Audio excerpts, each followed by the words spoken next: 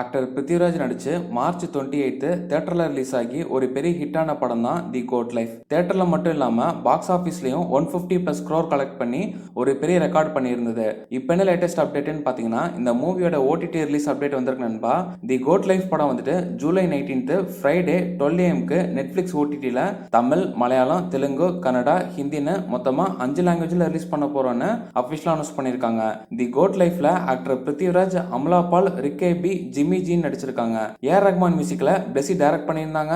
நீங்க the goat life படம் already பார்த்துட்டீங்கன்னா படம் எப்படி இருந்ததுன்றத கீழே கமெண்ட் பண்ணுங்க. இதே மாதிரி சினிமா நியூஸ் பார்க்கணும் மறக்காம சப்ஸ்கிரைப் பண்ணுங்க தமிழ் சினிமா ஃபார் யூக்கு.